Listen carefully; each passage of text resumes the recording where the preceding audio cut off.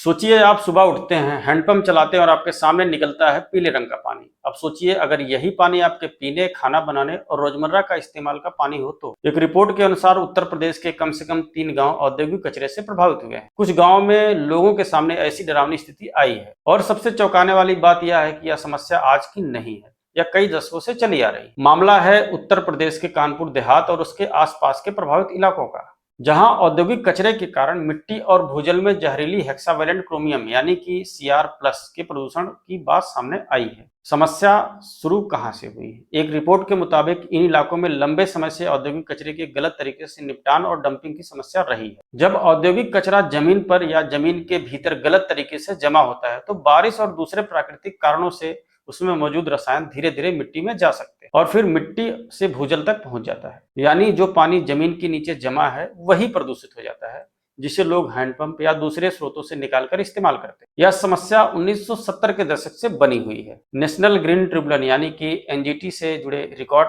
का हवाला देते हुए बताया गया है कि इस क्षेत्र में औद्योगिक कचरा की समस्या 1970 के दशक से सामने आती रही है। खास तौर पर 1976 में कानपुर देहात के रानिया क्षेत्र से जुड़ा एक बड़ा मामला सामने आया था। रिपोर्ट के अनुसार वहां लगभग 6225 मैट्रिक टन क्रोमियम वेस्ट पाया गया है। इसे आसान भाषा में समझे तो लगभग 62,25,000 किलोग्राम कचरे के बराबर है। कल्पना कीजिए इतनी बड़ी मात्रा में जहरीला औद्योगिक कचरा किसी क्षेत्र की जमीन पर पड़ा हो तो उसका पर्यावरण पर कितना असर होगा। लेकिन कहानी यहीं खत्म नहीं होती। रिपोर्ट में पानी के सैंपल की जांच का भी उल्लेख किया गया है। बताया गया है कि लिए गए सैंपल में लगभग 73% हेक्सावेलेंट क्रोमियम की मात्रा स्वीकार सीमा से अधिक पाई गई है। यानी अगर 100 सैंपल लिए जाएं तो लगभग 73 सैंपल में इस जहरीली क्रोमियम की मात्रा तय सीमा से ऊपर हो सकती है और यही इस पूरी कहानी का सबसे चिंताजनक हिस्सा है। अब सवाल है, आखिर हेक्सावेलेंट क्रोमियम इतना गंभीर क्यों है? यह क्रोमियम का ही एक रूप है जिसे Cr6+ कहा जाता है।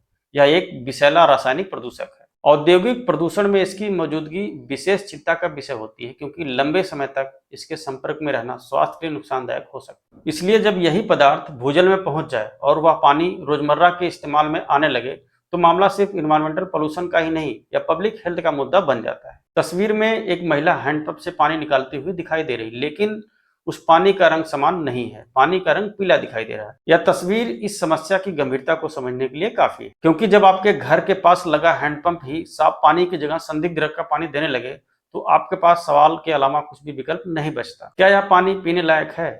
क्या यह सुरक्षित है? अगर नहीं तो लोगों को साफ पानी कौन देगा?